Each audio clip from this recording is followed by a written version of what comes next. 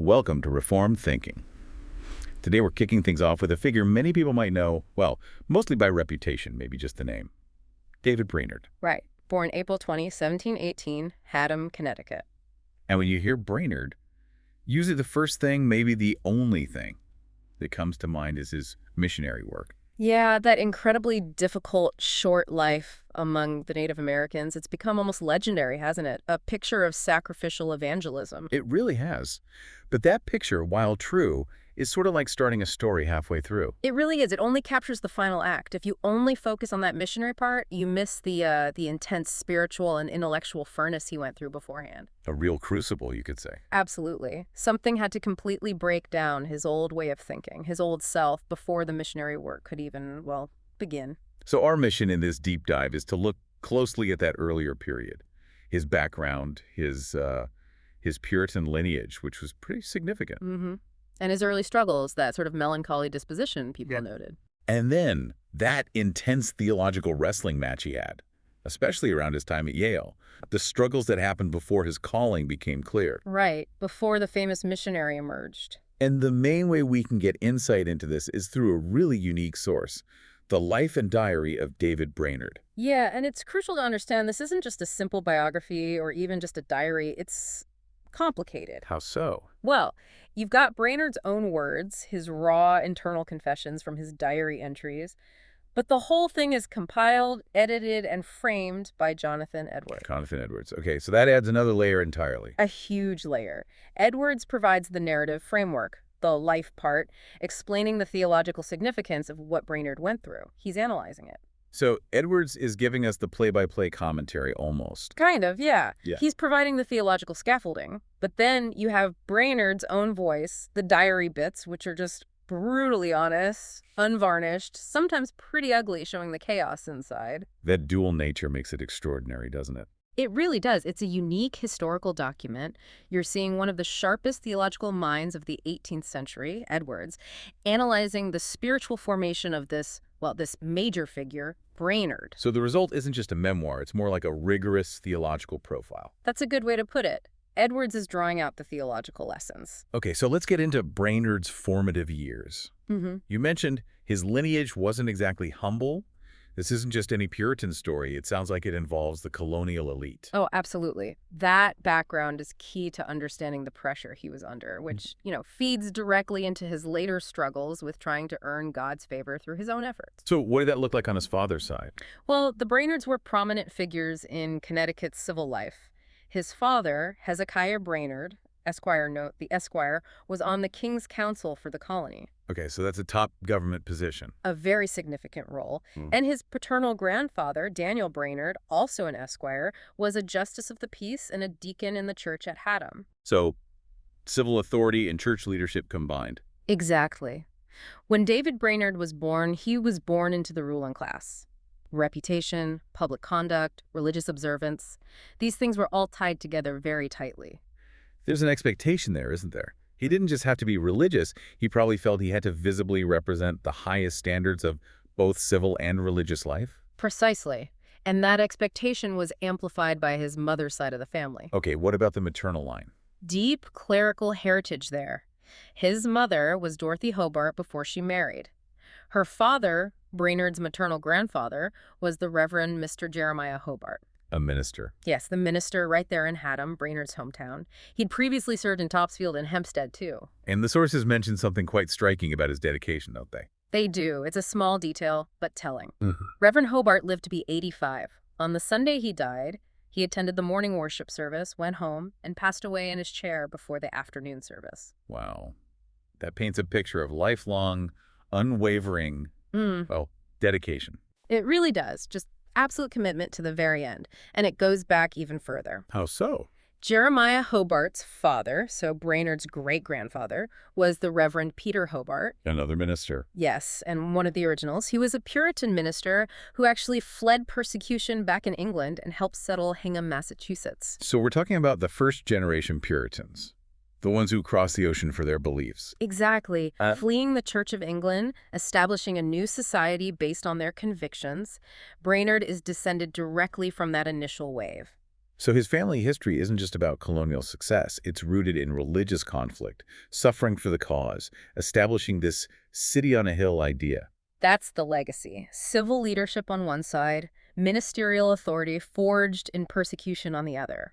From the moment he could understand anything, there must have been this immense, maybe unspoken pressure. Pressure to live up to this standard of intense piety, intellectual ability, public service. All of it. A three-generation legacy. It's a heavy burden for a young man. And yet, this sort of stable, high-status upbringing was hit by tragedy quite early on. Yes, significant loss at a young age. His father died when David was, well, quite young. We don't have the exact age.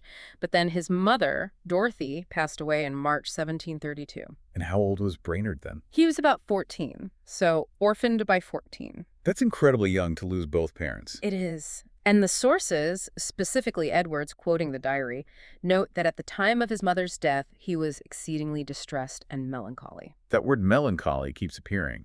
It suggests maybe an underlying temperament, perhaps intensified by these losses? It seems very likely. It could hint at a sort of psychological vulnerability or intensity that maybe fueled his later spiritual struggles.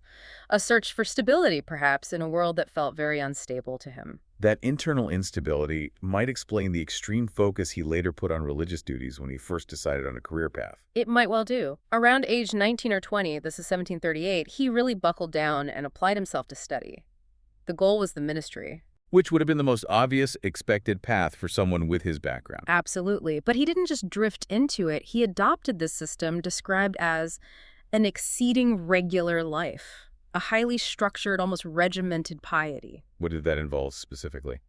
Well, he took advice from a Mr. Fisk quite seriously. The advice was to ditch the young company, his peers, his social life. Right. And instead, he should only hang out with grave elderly people. Okay, so isolate himself socially for spiritual reasons.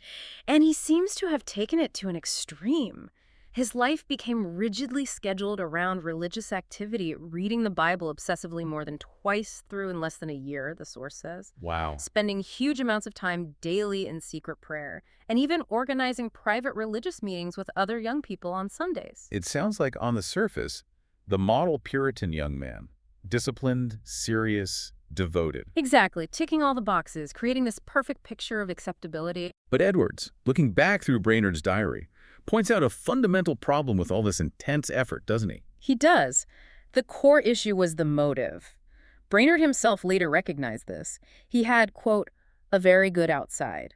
But internally, he rested entirely on my duties, though not sensible of it. So he wasn't aware at the time that he was relying on his own actions. Not consciously, perhaps, but the diary reveals he was treating his performance, his rule-keeping, his praying like spiritual currency.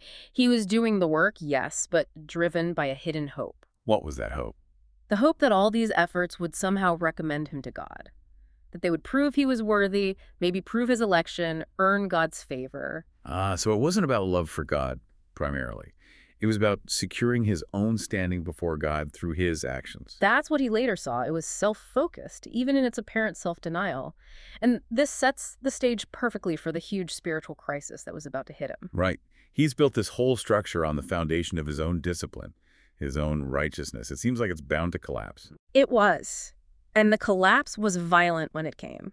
When did that initial breakdown happen? It started really hitting hard in the winter of 1738, just before he was due to go to college.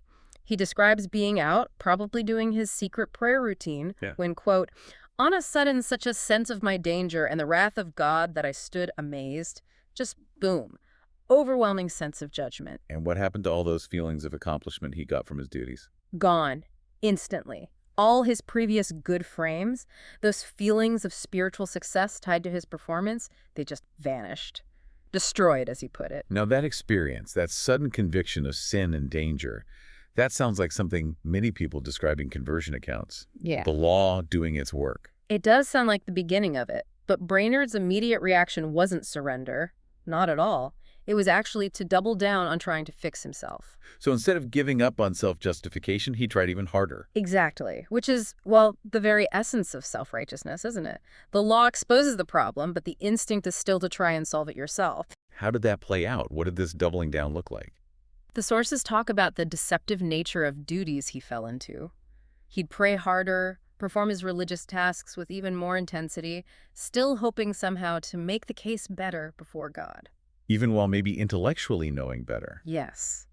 And this is fascinating. He admits he would sometimes say the right things, verbally confessing that his best efforts were worthless and deserved condemnation. Mm-hmm. But deep down, secretly, he was still banking on those efforts, still hoping they counted for something. It's like a subconscious negotiation. God, see how hard I'm trying? See how sincere I am? That's a good way to put it. He actually used the phrase healing myself with my duties. He'd go off to pray feeling distressed and condemned and come back feeling comfortable. But the comfort wasn't from God's grace. No, it was comfort derived from the act of praying itself, Mm-hmm. from having performed the duty. He mentions finding hope in the imagination of goodness and my heart meltings, flowing of affections and duty, extraordinary enlargements. So he's focused on his internal state, his emotional responses during prayer, rather than on Christ. Entirely. He was essentially trying to produce the necessary qualifications within himself.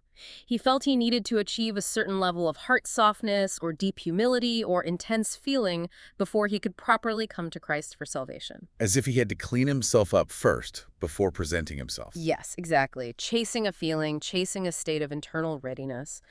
And the harder he tried to produce this acceptable self, the more impossible it felt. Which led him into direct conflict with God's law, didn't it? Not just the rules, but the very nature of the law. It did. This is where the struggle becomes really intense and, well, quite revealing psychologically. Let's spend some time here. What was the core of his conflict with the law? It boiled down to the sheer impossibility of meeting its demands. He kept making resolutions, I'll do better, I'll try harder, and he kept failing. Which is the common human experience, really. Sure, but initially he blamed himself. I wasn't careful enough, I wasn't focused enough. He thought more effort was the answer. He tried stronger resolution and greater endeavors and close application to fasting and prayer. He ratcheted up the discipline even more. He did, but the result wasn't success. It was deeper failure. And that repeated failure forced him to confront the law itself. What was it actually demanding? And what conclusion did he reach? This must have been terrifying for someone so committed to duty. It was. He concluded that the law was condemning things inside him that he felt utterly powerless to prevent. Such as? He specifically mentions, and this is quite raw, that he quarreled with the law of God as unreasonably rigid. Why? Because it condemned his evil thoughts and sins of his heart, which I could not possibly prevent. Okay, hold on. Let's unpack that. For a mind steeped in Puritan theology, that realization is huge. It's not just about outward actions anymore. Not at all. It's about the inner life. The law demands perfect internal holiness, purity of thought, motive, desire. And he realized he couldn't control his own thoughts. That sinful thoughts just arose, regardless of his efforts. Exactly. And if he couldn't prevent sinful thoughts, then he was fundamentally incapable of meeting the law's standard. No amount of external rule-keeping could fix that internal source of corruption. This is the doctrine of total depravity hitting him square in the face, isn't it? Moving from a theological concept to a felt, agonizing reality. Precisely. He saw that the law wasn't just a checklist. It was a mirror showing him his own nature. And his nature was inherently rebellious, producing thoughts that violated God's perfect standard, even when he didn't want them to. The law was perfect. He was broken at the core. You'd think that realization would lead to surrender, but it didn't, did it? His pride was still fighting. Still fighting hard. He confessed later that he was extremely loath to own my utter helplessness. He just couldn't accept it fully. What was he holding on to? That little sliver of hope. Maybe I can still do a little more. Maybe if circumstances were better, if he wasn't so distracted, if he just found the right technique, he could finally achieve the required humility or godly affection. He was trying to preserve some sense that he wasn't completely bankrupt, that he still had some capacity for good that God should recognize. Yes. Some spark of innate goodness, some ability to contribute to his salvation, that God would be, in a sense, obliged to reward if he just tried hard enough. He wouldn't let go of that. And this refusal to accept total helplessness, total reliance on God, leads directly into what Edwards highlights as the deepest, most fundamental conflict Brainerd faced before conversion. Right. His battle against divine sovereignty. Explain that. Why was sovereignty the ultimate sticking point?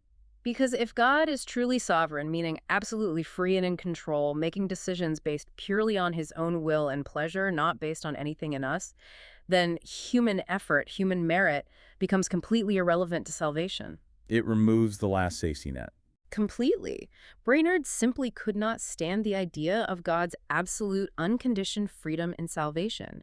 He mentions the passage Romans 9.1123. The passage about Jacob and Esau, God choosing before they were born, the potter and the clay. That one. He said it was a constant vexation to him. It wasn't just intellectually difficult. It made him angry. Why angry? Because it meant his efforts counted for nothing. Exactly. He said he could not bear that it should be wholly at God's pleasure to save or damn me just as he would. If God's choice is totally free and sovereign, then all his praying, fasting, Bible reading, his respectable life, his family background, none of it gave him any claim on God. His fate was entirely in the hands of a God whose absolute freedom he resented. Yes, and this resentment, this internal battle against God's right to be God, it festered. He describes falling into a most horrible frame of contesting with the Almighty. Contesting with God. What did that look like? He says his internal corruption just broke loose over all bounds.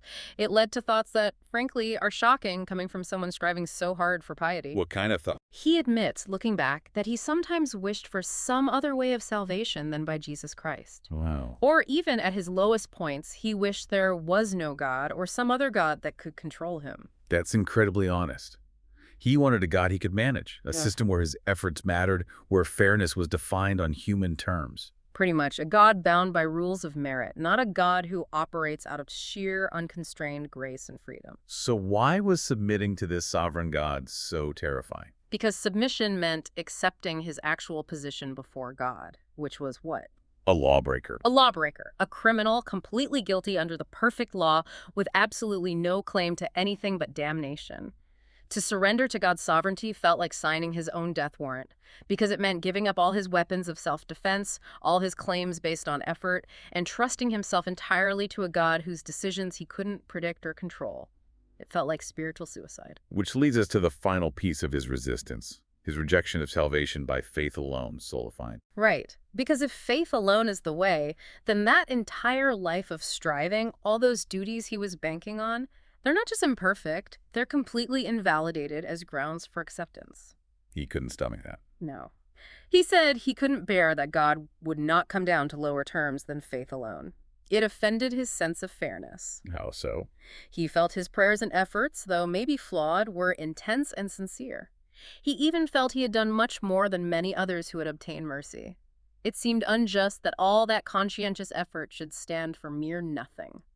He thought his duties, despite maybe wandering thoughts or imperfections, were basically good, honest, faithful endeavors, as you put it. Yes, and he desperately wanted God to recognize that sincerity. He wanted a system where God guarantees salvation to people who genuinely try their best. Basically, a covenant based on sincere effort. Instead of a covenant of grace based solely on Christ's righteousness being credited to the believer. Exactly. He eventually realized that sola fide didn't just mean his duties were imperfect. It meant the principle behind them, the self-reliance, the hope of earning favor, was corrupt. His prayers weren't just flawed. They were fundamentally self-serving, aimed at manipulating God, not glorifying him. And that made them an offense. But his will just resisted that conclusion right up until the very end. Right to the breaking point. So he's trapped. He hates God's sovereignty. He knows he can't fulfill the law, but he refuses to accept grace alone because it demolishes his sense of self-worth built on effort. How did this deadlock finally break? Well, as these things often do, it didn't break through his success. It broke through total failure and cessation of effort, which brings us to his conversion experience. When was that? July 13, 1739, a specific date he remembered clearly. Okay, let's look at that moment. How did it begin? Was it another intense effort? No, quite the opposite. He was walking alone, probably going through his usual spiritual exercises, but something shifted internally. The striving just stopped. Stopped. Yeah. He writes that he at once saw that all my contrivances and projects to effect or procure deliverance and salvation for myself were utterly in vain. Just a sudden, clear sight of the complete futility of everything he'd been doing. He saw all that effort was wasted. Totally wasted. He said he was brought quite to a stand as finding myself totally lost. You know, that little hope he always clung to, the I can still do a little more? Yeah. That was gone. Shattered. He saw it was forever impossible for him to help himself or save himself. Game over for self-effort. And strangely, that realization, that absolute certainty of his own helplessness, seems to have brought a kind of quietness. It did. The internal battle stopped because his side, the self-effort side, had been utterly defeated. There was no point fighting anymore, no point negotiating. He just reached this state of greatest certainty that my state was forever miserable for all that I could do. Accepting his just condemnation. Yes, and paradoxically, that quiet acceptance seems to have stripped away the pride, the resistance, and prepared him for what came next. And what was the immediate effect on how he viewed his past life? All those religious duties he'd relied on. A complete reevaluation. They didn't just look imperfect anymore, like they had flaws around the edges. He saw them as rotten to the core. Oh, He realized they were driven entirely by self-interest, not by any genuine love or regard for God's glory. All his strict living, fasting, long prayers, it all suddenly appeared as a vile mockery of God, self-worship, and a continual course of lies. self-worship. That's strong. It is. He realized he'd been trying to appease a God of his own making, a God impressed by human effort. His most prized religious actions were revealed as hypocrisy. And he used a really striking analogy, didn't he? He did. It's quite visceral. He said he saw no more virtue or goodness in them than there would be in my paddling with my hand in the water. Wow. Just meaningless physical activity, no spiritual worth whatsoever. None, because the motive was corrupt. So with his self-effort totally demolished, his self-righteousness exposed, he was just empty, passive, waiting only for judgment, really. And then later that same day, the experience shifted again. Yes. That same Sabbath evening, he was walking again, this time in a dark, thick grove, and something happened. He describes, unspeakable glory seemed to open to the view and apprehension of my soul. So not something he achieved, but something that opened to him. Exactly. It was passive reception. Not an idea he figured out, but a new inward apprehension, a direct sense of God's own excellency, his beauty, his greatness, his perfections. And Edwards, in his commentary, highlights something crucial about Brainerd's focus in this moment, right? Yes, this is central to identifying it as genuine conversion in the Reformed understanding. Brainerd reports that initially he had no thought about my own salvation, and scarce reflected there was such a creature as myself. His focus wasn't on himself at all. No, his soul was, quote, swallowed up in him. His delight wasn't primarily I'm saved, but rather God is glorious. He was captivated by God's own inherent loveliness and majesty for its own sake. That desire for God's glory above personal benefit that's seen as the hallmark of a changed heart. It is. The center of gravity shifts from self to God. He felt this immediate, hearty disposition to exalt him and set him on the throne, wanting only God's honor. His allegiance changed. Completely. And only then, after his heart was captivated by God's glory and submitted to his sovereignty, did the way of salvation make sense. How so? The way of being saved entirely by the righteousness of Christ suddenly appeared full of infinite wisdom, suitability, and excellency. It seemed the most beautiful, perfect solution. He wondered how he could ever have resisted it or looked for another way. So peace came not when he finally managed to soften his own heart, but when he stopped trying and simply accepted Christ's work for his hard heart. That's it. Peace came through surrender to God's glory and God's method. Okay, so Brainerd has this radical, life-changing conversion in July 1739. And then just a couple of months later, September 1739, he enters Yale College. Yes, starts his formal training for ministry. But the sources say he went with some hesitation. He did. Quote, with some degree of reluctance, fearing lest I should not be able to lead a life of strict religion in the college environment. That reluctance turned out to be quite prophetic, didn't it? Incredibly so. His time at Yale coincided directly with the peak, the most intense phase of the first Great Awakening sweeping through the colonies. And the awakening hit Yale itself. Oh, yeah. Hard. In late February 1741, the sources describe a great and general awakening spreading across the college. Students got serious about religion, prayers, reading scripture. There was a noticeable change in atmosphere. And Brainerd, fresh from his own intense conversion, must have been thrilled by this. He was. He felt mightily enlarged, animated, and engaged. Finally, fellowship. Others shared his newfound zeal. He threw himself into it. But this period of intense revival also had its dangers, didn't it? Especially the enthusiasm part. It did, and Edwards is quite candid about this, even though he was a proponent of the awakening overall. He notes that this time was marked by an intemperate, imprudent zeal and a degree of enthusiasm, meaning people got carried away. Emotions ran high, judgment wasn't always sound. Edwards says that people and even ministers hadn't yet really learned how to tell the difference between solid religion and its delusive counterfeits. So genuine spiritual awakening mixed with emotional excess and perhaps spiritual pride. Exactly. And Brainerd, being young, just a sophomore and relatively new to this intense religious experience himself, was particularly vulnerable. He got caught up in the indiscreet zeal, as the source puts it. He did. And a key feature of that indiscreet zeal, especially among the more radical new lights, was being highly critical, censorious of those deemed less spiritual. Judging the spiritual state of others, including ministers and tutors. Precisely. This put him on a direct collision course with the authorities at Yale. Why was Yale particularly resistant? Well, Yale College at that time was becoming a stronghold of what would be called Old Light Puritanism. That's the more conservative, established, tradition-bound wing, very wary of the emotionalism and disorder of the revival. They valued order, tradition, learned ministry. Right. And here comes Brainerd, fired up by the awakening, inspired by fiery itinerant preachers like George Whitefield and Gilbert Tennent preachers. The Yale establishment deeply distrusted. Brainerd represented the disruptive energy they were trying desperately to contain. So the stage is set for conflict, which brings us to the incident that actually got him expelled. Winter 1742. That's right, the infamous comment about Tutor Whittlesey. What happened exactly? It was apparently after Tutor Whittlesey had led prayers in the college hall. Brainerd was talking privately with a few close friends, other students who shared his zealous views. Just a private conversation. Supposedly. One of his friends asked him what he thought of the tutor's prayer. And Brainerd, in his youthful zeal and lack of filter, replied, "He has no more grace than this chair." That's the line. Stark. Brutal, really. And in that context, saying someone has no grace isn't just an insult. It's a theological judgment. It's basically declaring the person unregenerate, unsaved. Yeah. And for a student to say that about a tutor, a leader in the college? It's a direct challenge to the spiritual legitimacy of the institution itself, especially an institution trying to curb that very revivalist spirit. Exactly. It wasn't just rude, it was subversive. And somehow, this private comment got out. Yes. A freshman nearby overheard it and reported it to the rector, the head of the college. Uh-oh. Yeah.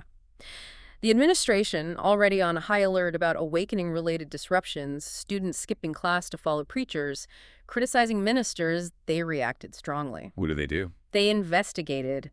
They apparently put pressure on Brainerd's friends, who were compelled to testify about what he'd said. So they confirmed the "no more grace than this chair" comment. They did. And the college authorities then demanded something specific from Brainerd, something designed to reassert their authority and make an example of him. What was the demand? He had to make a public confession, stand up before the whole college in the hall, and humble himself, admit his fault publicly. A formal public shaming. Essentially, yes. A ritual of submission to institutional authority meant to warn any other students thinking of criticizing their superiors or getting carried away with new light zeal. But Brainerd refused. He flat out refused, and that refusal sealed his fate. It was the final straw. Why did he refuse? Did he deny saying it? No, he didn't deny saying it. His refusal was based on principle, on his sense of justice, however flawed his initial comment might have been. What was his reasoning? He felt he was being treated unfairly. He believed he was very ill-used in how the whole thing was handled. He thought demanding a public confession as if he'd committed some open, notorious crime was completely disproportionate for something said only in private conversation. So he drew a distinction between a private, perhaps foolish, comment among friends and a public act of defiance. It seems so. And Edwards notes that Brainerd held on to this belief that the public confession was unjustly demanded for the rest of his life. Now, someone listening might push back here. Couldn't the college argue they needed that public submission? That, given the context of the awakening causing chaos, Brainerd's private comment was effectively an attack on order that required a public retraction. That's the absolute crux of the conflict. From the college's old light perspective, focused on maintaining order and deference, Brainerd's comment was a serious offense, and his refusal to submit publicly proved his rebellious spirit. They likely saw it as necessary discipline. But from Brainerd's perspective, From his perspective, shaped by the awakening's emphasis on internal conviction and perhaps a certain youthful self-righteousness, the demand for public humiliation over a private remark felt tyrannical.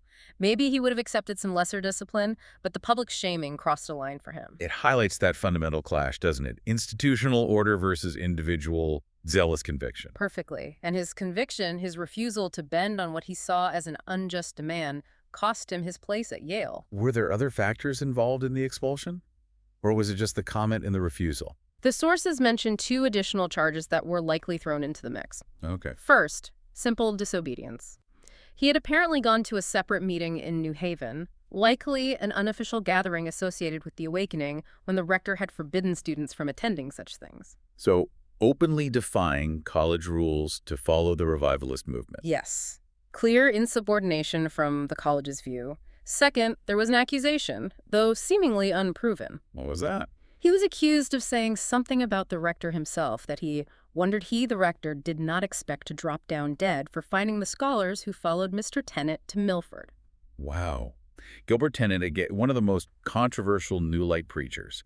That's a harsh thing to allegedly say about the rector. Extremely harsh. But Edwards is careful to note that there was apparently no proof. Brainerd said this, and Brainerd himself professed that he did not remember his saying anything to that purpose. So it might have just been rumor or hearsay circulating in that tense atmosphere? It seems possible. But the main issue, the one that led directly to the expulsion, was the Whittlesey comment, and crucially, the refusal to make the public confession. The expulsion, then, in early 1742, really marks the end of one potential path for Brainerd, a career within the established church structure of New England. Absolutely. The institution, Yale, which represented that structure, had ejected him. Or perhaps you could say his own uncontrollable zeal, his refusal to conform, made him incompatible with the institution. Either way, that door was closed. Now, after he left Yale, and later in his life, how did Brainerd look back on this whole period? Did he stand by his actions? Not entirely. This is something Edwards really makes a point of emphasizing, likely to counter criticisms that publishing the diary might encourage similar youthful excesses. What did Brainerd come to believe? He became, Edwards writes, abundantly sensible, meaning very aware that his religious feelings and actions during the peak of the awakening at Yale had a corrupt mixture. He saw that his conduct had been imprudent and blamable. So, he came to regret the way he expressed his zeal, the censoriousness, the lack of wisdom. Yes. He wasn't rejecting the spiritual reality of the awakening itself, but he came to see that his own response, his own behavior within it, was flawed. It was mixed with youthful pride and poor judgment. He lamented his indiscreet zeal. Exactly. He grew theologically, gained more wisdom, and looked back on his sophomore self with regret for the lack of prudence. He didn't want others to copy his mistakes. And this remorse actually led him to do something quite drastic regarding his own writings, didn't it? It did. It's one of the most revealing actions of his life concerning his diary. What did he do? Well, Brainerd kept a constant diary throughout his adult life. But shortly before he died, he gave specific orders. Orders about the diary? Yes, orders that Edwards himself didn't even know about until after Brainerd's death. What were the orders? He ordered that 2 specific volumes of his diary should be destroyed. Destroyed? Which volumes? The volumes covering the 13 months right after his conversion, starting January 1741. Wait, January 1741? That's precisely the period we've just been talking about. The height of the awakening at Yale, his intense zeal, the conflicts, the expulsion. Exactly that period. The time of his indecent heats, as Edwards puts it. He deliberately ordered the destruction of the record of his most zealous and arguably most imprudent phase. He was editing his own legacy, wiping out the evidence of his youthful mistakes. That seems to be the motivation. Edwards explains Brainerd's reasoning. He lamented that period's conduct and didn't want others to make an ill use of such an example. He wanted the record of those indecent heats gone so that future believers wouldn't use his early, flawed zeal to justify their own potential excesses or imprudence. That's a remarkable act of self-awareness and maybe theological humility. He was willing to erase part of his story to protect others from his errors. It really is. It shows a maturity he gained later, a recognition that not all intense religious feeling is pure, that it can be mixed with sin, particularly pride and poor judgment. It connects right back to his conversion, in a way. His breakthrough came when he saw his pre-conversion duties were corrupt and self-serving. Now, looking back, he saw that even his post-conversion zeal had a corrupt mixture he wanted expunged. Yes, he wanted the record to reflect the more mature, sobered faith he eventually attained, not the flawed transitional stage marked by controversy and expulsion. So let's try to bring these different threads together. We see Brainerd caught between this powerful individual spiritual experience, the awakening, and the rigid structures of the established institution, Yale. He's like a point of friction, isn't he? Born into the establishment, deeply embedded in it by family. Right. Then he undergoes this intense theological struggle, completely rejecting self-reliance and embracing grace alone. A conversion that happens largely outside the formal structures, through personal wrestling with Scripture and his own conscience. And then when he brings that newfound raw zeal into the institution, the result is collision and expulsion.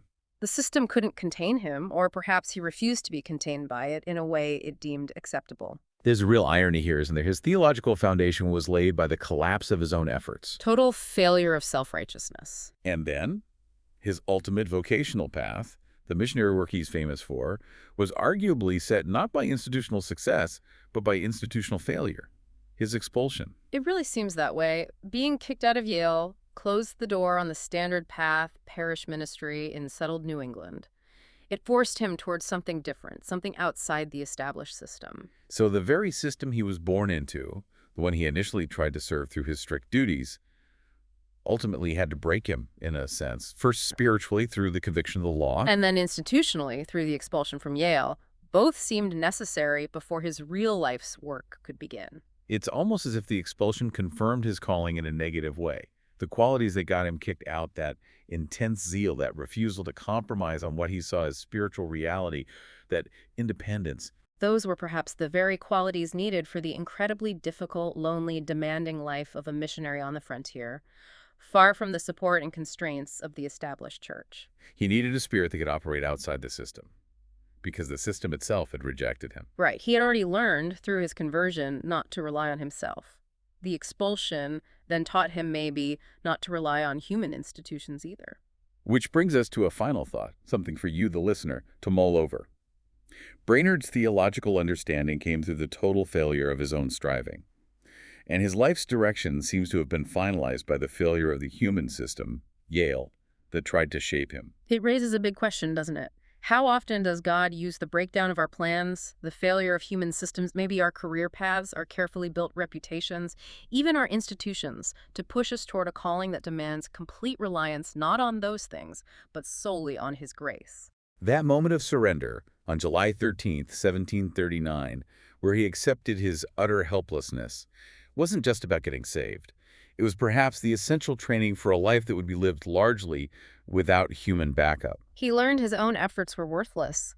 Yale then seemed to confirm that institutional validation was also, for him, ultimately beside the point. He had to learn to operate based purely on his conviction about God's glory, even when that led him away from comfort and security. It puts his later missionary struggles into a different light. He wasn't just suffering. He was living out a reality he'd already embraced internally, that human effort and structures weren't the foundation. Exactly. The hardest battle, the one against self-reliance and for God's sovereignty, had already been fought and won inside him before he ever faced the external hardships of the mission field. A powerful perspective to consider. Thank you for joining us for this deep dive into the formative struggles of David Brainerd. We'll be back soon with more Reformed thinking.